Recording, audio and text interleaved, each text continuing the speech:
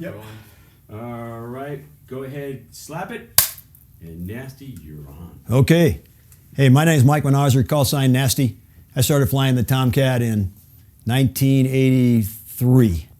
VF-124 in the RAG, and that's all I ever wanted to do. All I ever wanted to do was fly a Tomcat. That airplane was sexy, went fast, was loud, like a mid-year vet. That's all I ever wanted to do. I love flying. I've got so many stories that, I could tell you that probably would have killed myself. I've got 9 lives talking to somebody. I can tell you about doing a flyby when I was a nugget, running myself out of gas, and then having to tell the boss to do emergency pull forward. I can tell you about the day when I was a CAG LSO and I took the airplane to 0 airspeed, trying to get the banner off because the DCAG told me you can't let the banner hit the water. Absolutely. So one thing I do is I hit that airplane with my entire being. So I pulled that thing back. But the story I really want to tell you about is jumping out of the airplane with Slammer Richardson in August of 1987. I got so many. Is that my favorite story? No, but it's the one that's the most vivid in my brain because of the feeling like, okay, this is when I'm going to die. And so gorgeous Pacific day. We're out off of Miramar, flying fighters out of Miramar, by the way, in the 80s. Top Gun comes out in 1986. I'm a RAG instructor, 87 to 89, LSO.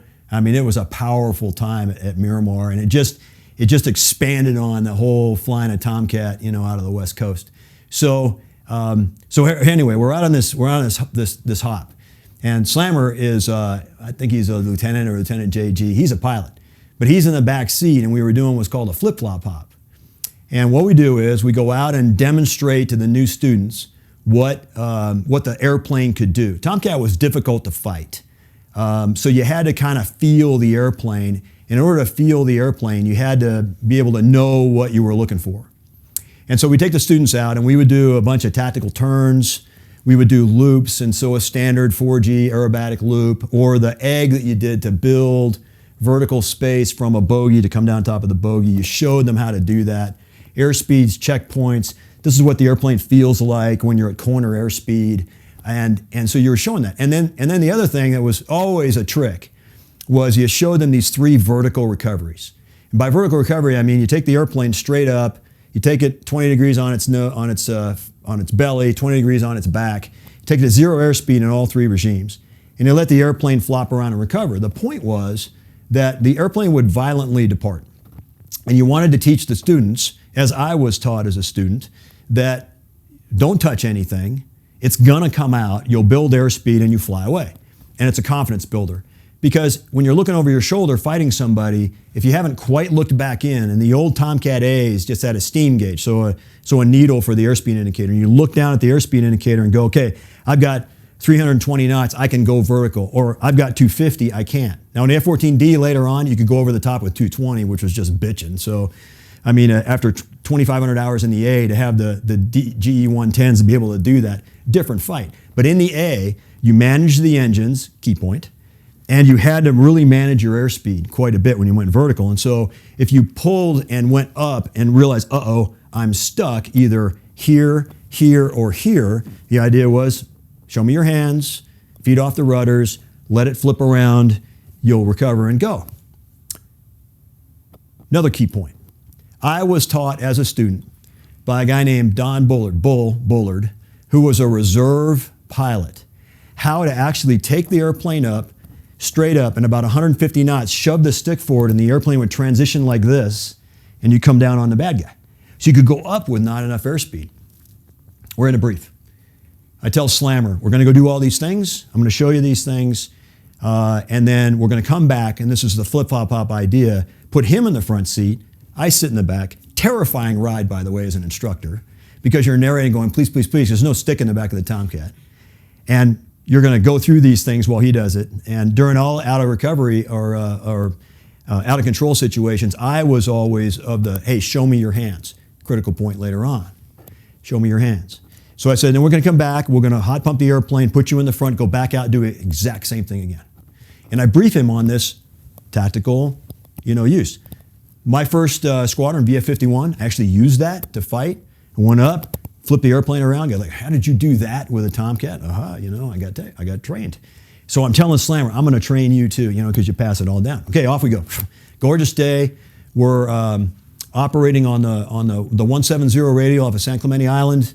Typical training, by yourself kind of thing. Out about 70 miles south of San Clemente Island, 90 miles away from San Diego. And we go do all the recoveries, and we do all the maneuvers, and we get up and do the vertical recovery. And get up there, and I'm just, we get a zero airspeed, and I've got it going pretty good. I'm shoving the stick forward, shoving the stick forward, shoving the stick forward, and it won't go over. It's like I want it to, like to show them the tactical thing. And so, and it does this really good backslide and goes flipping around and like anybody's flown Tomcats used to, and we recover, it's violent. You're on your stomach, you're on flipping around. I'm saying, see, I take my hands off the controls, the airplane does what it does there, it recovers, and off we go. So we level out about 15,000 feet. We're heading back towards San Clemente Island. And I said to Slammer, hey, we got 6,600 pounds of gas. We got a little bit to play with. Is there anything you want to see before we go back? Okay, critical question. Critical answer. Yeah, I want to see you do that vertical thing. Okay, lock your harness, up we go. Full military power, back up. And this time I am just, come on, man, I know this thing's going to work. So I'm pushing the stick forward and it is absolutely bullseyed. Zero, it's perfect. In the Tomcat, when you slid backwards, you got a lot of blue smoke from the ECS. You could actually, when you knew you were going backwards, our 39-cent piece of string that told us when we were going straight, the yaw string, it actually flipped around. And so it's laying on the nose, and you can watch it flip around the other way, knowing the air was going this way. Air's going that way. Air's also coming in the back of the engines. These are engines that don't like to fly that way. And the left engine stalls. Boom! This big yellow fireball goes right by my left ear. I'm like, holy shit. Okay, wow, right there. And what do? Boldface for engine stall, both throttles to idle. Going backwards, still perfectly up, and the airplane's going like this because that engine is full power, this engine is stalled and it's zero. And the stall warning like right here. And so I pull throttles to idle. Of course, right engine stall. Bang! Big yellow flame this way. Ha! So, now it's like, okay, that's scary. And the airplane is now upside down, underneath, going from here down to here. I'm like, whoa, baby. So we already had our harness locked and we've departed pretty good. Engines are stalled. So we go through this thing and we go through a whole bunch of iterations of just down. And every time the nose would come below the horizon, the altimeter would unwind, just whoop, and then the nose would come back up the horizon like this, and it would slow down, and then we go back down again. And this thing is doing underneath, around, over, and I can't figure it out. Okay, so I do have my hands off the controls, but Slammer's back there, and he's thinking like a Rio, we're in a flat spin. And he's starting to do his, lock your harness, neutralize, feed off the controls. And he's doing a great job. As a student, he's doing a great job yakking on the radio, right? Or the ICS. And so he says, feed off the controls. Yep, got that. Okay, so we're doing all this thing, and the airplane's not recovering. Nasty starts thinking, 2 engines stalled. I need airspeed to recover this airplane so we don't have to jump out. It's not working, so I'm going to help it. So I start putting in controls. And so the first thing I do, which probably got me in trouble, was I had been trained just recently. I am, by the way, the high angle of attack subject matter expert in VF-124. I have been trained the most on teaching, briefing, understanding high AOA in the Tomcat, and to include departures. I had just watched a new video that said, when you're in a flat spin regime and you start to see yaw rate, immediately go stick aft into rudder opposite to stop the yaw rate. There was even a video of test airplanes filmed by a guy named Baker up at high altitude. Airplane starts, he does the controls thing, and it kind of wobbles and it recovers. I have this training right here. It's not recovering. We must be about to enter a flat spin. Stick aft into full opposite rudder. What'd I do? Cross-control the airplane, pulled on any ability for the airplane to recover, and it starts just going like this, around and around and around. Now I'm in a spin. Not realizing that I had actually put the airplane in a classic post-stall gyration spin. I'm looking at turn rate, I'm I'm like, well, I'm the one with the turn rate. And so I'm out there going, okay, this doesn't make any sense. Actually had Jaeger's thing run. I've tried A, I've tried B, I've tried C, and nothing. And he jumps out, right? And I'm like, okay, I don't know what to do. I let go of the controls, and the airplane goes like this. And I'm like, holy shit, So I'm back in. So I pull the thing because that was really uncomfortable. That's the airplane flying. Nobody is being able to push the reset button or push the pause button and say, Nasty, do you realize what's going on? Would you evaluate your airspeed, angle attack? And say, nobody. Okay, so I'm like, okay, this is not working. By this time, we topped out at 26,000 feet. We're rocketing down through, 15,000, 12,000. 10,000 feet's mandatory eject. We go through 10,000 feet, and I still have no idea what's going on. I can't figure it out. Slammer's back there, and he's just doing the, airspeed, altitude. He is cool as a cucumber back there. He's doing his Rio, help. An instructor in the back might have said, Nasty, neutralize, look at your airspeed, and then, okay. Now, I don't know whether we would have recovered with enough altitude to start the engines and then jump out. Never gave it a chance. We go through 10,000 feet. Somebody's going to recover this. So Slammer says 10,000 feet. And I went, uh-oh, mandatory eject altitude. Somebody's got to recover this airplane so we can fly home. So I don't say a word. Go back down through, still don't have it, 8,000 feet. 8,000 feet, you got it? And I don't. And now I'm 2,000 feet below eject altitude. I don't know what to do. And I go, eject, eject, eject. I said, no, eject, eject, eject. So my cliche for eject was, I'm going to say eject, eject, and then when we used to brief, I'll race you to the handles. So I reach up and grab the lower face curtain, and I pull. And I do the standard, sitting up straight, and I pull the face curtain, I pull down to my chest, and I sit for what seems like minutes. Now, on the way down, I'm looking through these big handles, and the canopy comes off. Now, sitting in the Tomcat, you can put your elbow on the canopy rail and your hand on the canopy bow where the canopy comes down to, so the windscreen right here. But it looked like the thing was 8 feet away. The edge of this canopy was 8 feet away, and it goes boom, slow motion. Brown smoke, no kidding, just like that. Remember, like it was just an hour ago. Comes off, boom, I go, wow, that's cool. And I bring the thing down, I'm on my chest, and nothing's happened. And then it's like, oh, ow, ow, ow, ow, ow. I mean, it hurt really bad. I instantly remember thinking, I must have broken my back because when you're in all this adrenaline, you never feel anything. Now I felt something, must have broken my back, and then bang, bang, bang. 3 big slaps. And I see my feet. No, let's see. Yeah, I see my feet. They're out. There's the restraint fittings, they're out, kind of a snapshot Polaroid. Then the side of the airplane, 455, left side going away. Then a big flash of orange, and I'm in the chute. And I got the face curtain in my hand, and I go, okay, I got it, and I let it go, and I go, no, I need to save that, and then off it goes. Actually, for a second, thought about doing this just to go get the face curtain. This is how you're thinking when you're coming out of a familiar environment. And of course, the first word you say, and I know you're probably going to edit this, is fuck. So out there, and it just, wow, and we went from, it was amazing because we went from this both sides, yellow lights, violence, don't know what's going on, total confusion, to total just silence. Floating down parachute, nothing going on. Okay, this is nice. And I'm under a chute, and I'm not dead yet. So when I went to pull the face curtain, it felt like taking out a revolver, spinning it, and going, click. This is when I die. And through this whole process, this is when I die. And I'll tell you about entering the water, this is when I die. Zzz, click, zzz, click, zzz, click. So that's what it felt like. I wasn't scared. It was just like, okay, here we go. Boom. Okay, good, that didn't go off.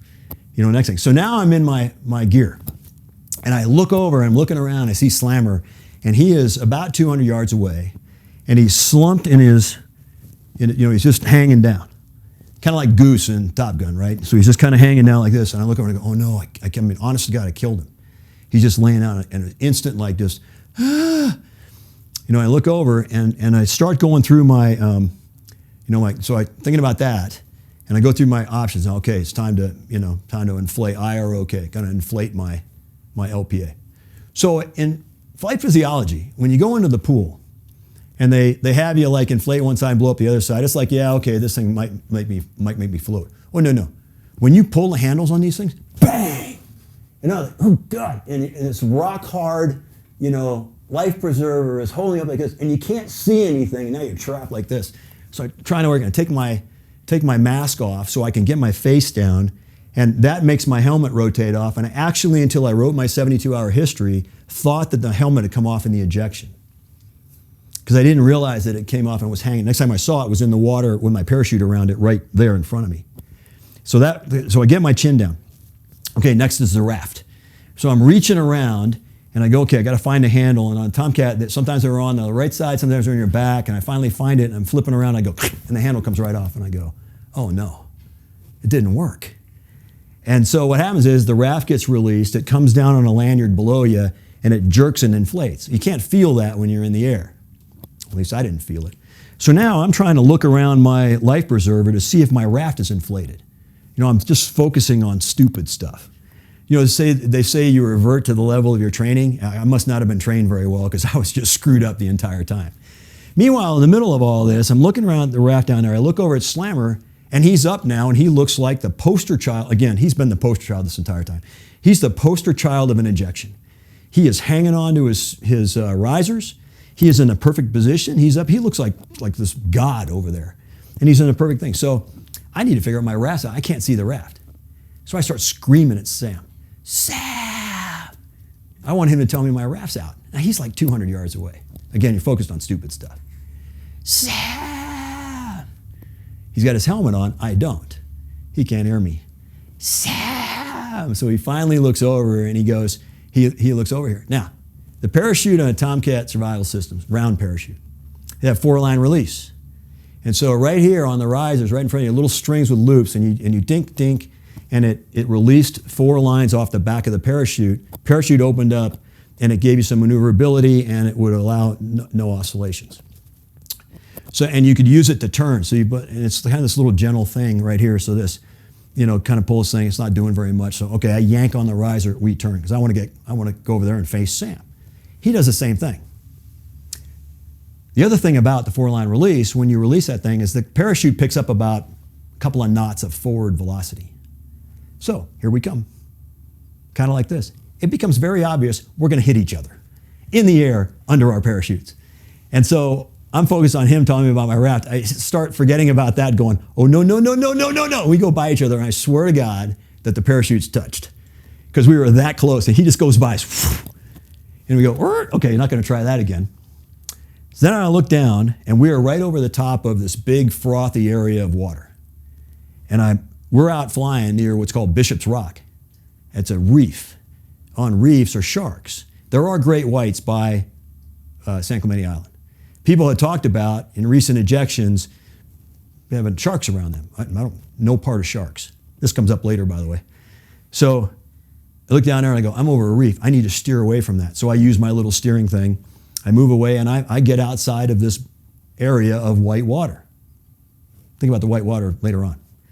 So we go out of that, and now, by the way, we're coming down, and it's kind of white underneath me. It's because that little Southern California undercast, the marine layer was there. I get below that layer and I see the white water, but it's a gorgeous day on the water. You actually see up through that. And okay, so now it's time for water entry. Again, zzz. This is when I drown. Okay, feet hit the water, coax off perfectly. I dunk below the water, come up, right in front of me. The parachute goes around my helmet. It's like right there, and I have one line wrapped around my right leg. Oh my God, I'm gonna get dragged down, So get out of that, and finally get that way, swim away real hard. And my raft is right there, nicely inflated, right on the top of the water. So I pull that thing over to me, feeling pretty good in the water. It's pretty comfortable in there. I know that I have to release my C-pan and attach the lanyard on the raft to me somehow, but I can't for the life of me figure out where that lanyard is again. And it's actually, I'm flipping it around, and I just about pulled out my knife to cut the lanyard to tie it onto the D-ring, and I flip the raft around, and it says, attach here. Oh, pull the thing out, click it on, good. And I do the little gymnastic maneuver that you push yourself up and flip over into this one-man raft. Only half the people could ever do it in the pool. I wasn't too bad at doing that, and so I got myself up and I'm sitting upright in the raft. And I hear this. So when E2 had been coming back from a western station doing an exercise, and they see us and they go, oh, look, and a student in the right seat, instructor in the left seat, hey, check it out, air show, ejection, bah! So they become the on-scene commander. It also turns out we ejected in the middle of a huge exercise. 8 ships, 6 helicopters, right there. So of course, the whole thing goes out. We got an ejection, got two aviators in the water. And so the report from the E2, and I get on my radio instantly and I'm like, okay, hey, this is 455 Alpha, I'm fine. We're here, see the E2. The report comes back from the E2 that one crew member is in good condition, that'd be me, sitting up. The other crew member is in fair condition because Slammer is a surfer. And whether it's his choice that he didn't sit up or whether he didn't want to, he's laying on his raft paddling towards me like a surfer. He's going, shit, that was awesome. Wasn't that cool? And he's going, wow. And he's paddling like this over to me, but it looks from the E2 like he's laying on his raft, right? So we're both in great condition. And so Slammer gets over me and I start paddling towards him. And somewhere in this process, my raft goes boom, like this. And I went, oh, no, sharks. No. And I think what it was in retrospect is my seat pan had gone like this. It was flat to the bottom and just got to the jerk of the thing, I think. Never saw any animals. And so I start to swim towards Slammer and I go, oh no, sharks, I'm gonna keep my arms in. They can bite him. And so we get over there and we get together and we hook up like the Addams family, so we're sitting like this in the thing, we're tied together and we're going up and down on these 4-foot swells. Very calm, kind of just going like this. We go up on the swell and there is this gigantic frickin' fish right on top of the wave, right over here. It has this big nose, it has a fin, it has a long back, it has another fin like this. And I see this facing my direction, Slammer's facing that way, and we go down in the trough. I go, go, Sam, there's this. Come back up on the thing. It's the airplane. The white water was, it had landed flat. It was all the air bubbles. The reserve buoyancy, it had come up. Nose, windscreen, no canopy, tails. The next iteration, it had sunk below the water, and so it had gone away. But that thing scared the crap out of me. I thought it was some big shark. Then 2 helicopters show up out of the blue. We took off at 11 o'clock. We jumped out at 11:40. We were back in a helicopter and proceeding back to North Island by noon. It was like a brief. And so there they are.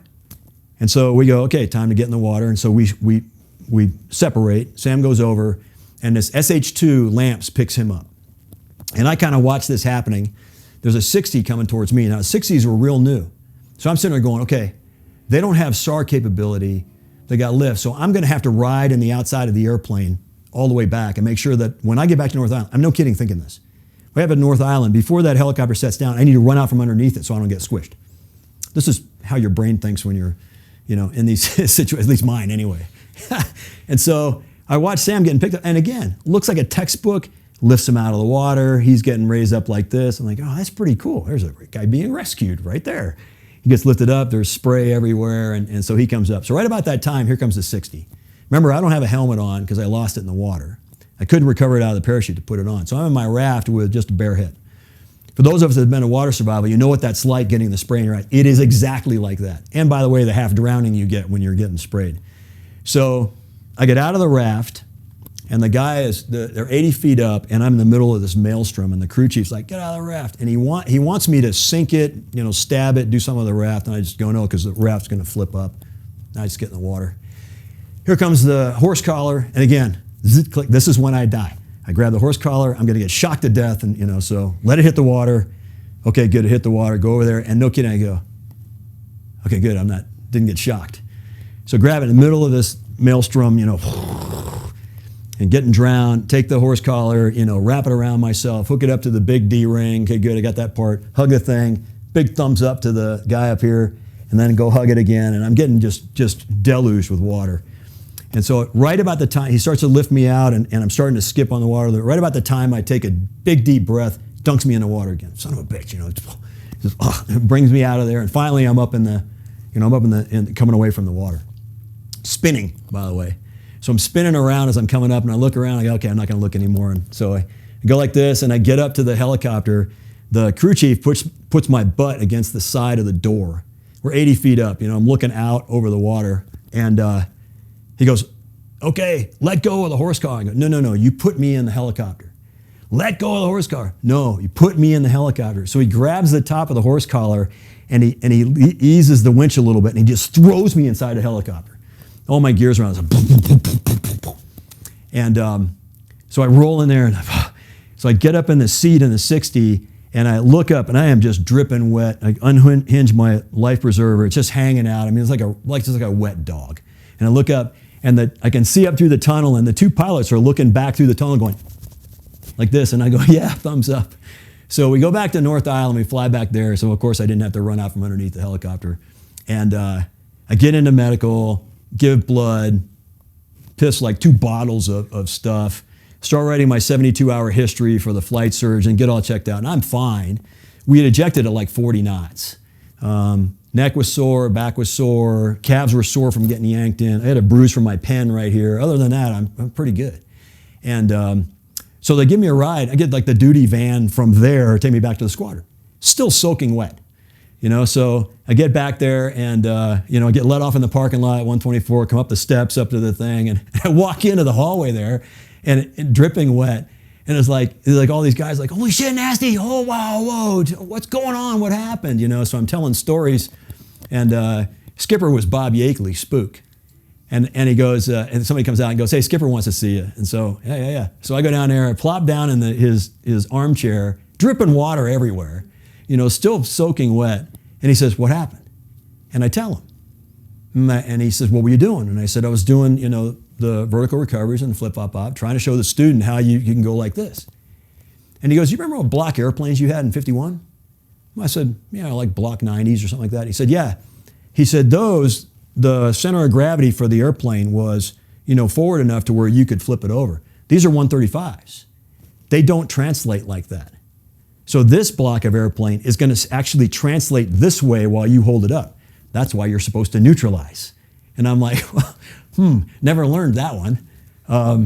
So that started a 5-week process of Nasty not flying. 3 boards of JAG investigation, the safety investigation, and then the FNAP. The most memorable time on any of those investigations, and they're all hard, and you just hope you can get back to flying, which is all I want to do. And I did. 5 weeks later, I got cleared. First endorser said, okay, go. You're an idiot, but go. And I went out with a guy named Greg Brannon, who was in my company at the Naval Academy. The next company, same classmate. And we went out and flew, and we went out to the Kane Moa, feet dry, the first time. And I said, okay, I got to do one of the zero airspeed things, get back on a horse. And so, okay, up we go. And I'm just like, oh, God. Go straight up, kept my hands off of everything while the thing comes down. Thankfully, at that time, the engines did not stall. And we came out just fine. I said, okay, I've had enough, we're going home. So we flew on that. But the most memorable time on all these investigations, J.R. Davis, who I had known as the OPSO of VF-51, who had I then become later further acquainted with, because after the RAG, I went to be the CAG LSO, lots of stories there, with 114 and 213. JR is the XO and then the CO of VF-114. I don't think he liked me very much. In fact, the zero airspeed story off the catapult with the banner that I subsequently, thank God, and probably some divine intervention, recovered from. No kidding, zero airspeed. He told the OPSO he's never flying our airplanes again. So again, all right, idiot. I get into the FNAB. JR is a senior member. Larry Rice is on this side. Pogo Clark is on this side. And those two guys were like, okay, at least you're telling us the truth. Try to make up something like the spoiler was up or whatever. JR starts screaming at me. Right next to this thin wall is the classroom for the students going through. And I had just come out of there. It was a gunnery lesson. And they're teaching in there. And hey, Nasty, the FNAB wants to see you. Roger that. So come out, go into the ready room, go into this little briefing room, wall between the classroom and this. They can hear JR yelling at me. It's like being at SEER school. You hear the guy next to you getting beat up. And he is screaming at me, and I go into my plead mode. Yes, sir, no, sir, no excuse, sir. Yes, sir, no, sir, no excuse, sir. Yes, sir, no, sir, no excuse, sir. And I just start and I get out of there. I'm like, good God. And Pogo and Lips Rice ended up, apologizing to me later on. I think that JR just thought I was a freaking idiot, and he was just going to scream at me the whole time, and that was my lesson. But I think also he probably voted down to go to flying again, and the other two guys voted up, so I ended up flying. I don't remember that actual aspect of it, but I ended up flying after that. So. Last part of the story is, remember I told you Slammer was hanging down like this. The way I remember this part of the story, and if he talks to you, I'd be interested in where he sees this part, but when he went to eject us, so when I said eject, and I watched the canopy come off, he actually was doing the Rio flat spin procedures. Canopy jettison, pull the handle, squeeze, pull the handle, canopy goes off, Rio command eject. And we actually had the handle in command eject, and he's starting to reach down to pull the lower handle, and I ejected us. So he's reaching down, hits himself in the nuts, knocks himself out, and he's out like this. And then he eventually wakes up later on. So that's why I see him hanging over like this, and then after that being the model guy. I told my ejection story as the high AOA subject matter expert to multiple classes of people.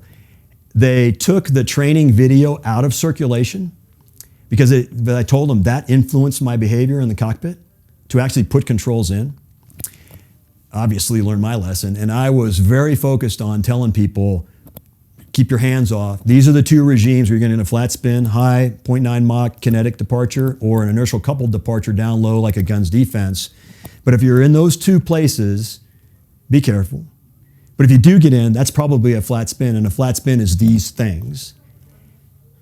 And the guy in the back seat has got to say,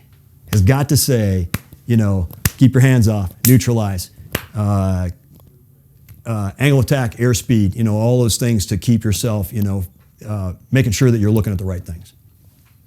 So that's my fun story for ejection. It's a great one now. Slammer's wife, Beth, didn't talk to me for a decade. A decade. Used to see him on the beach at Del Mar. We got on the same beach. She would not talk to me.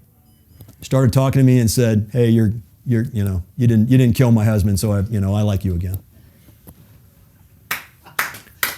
Awesome, buddy. Hello, Boog.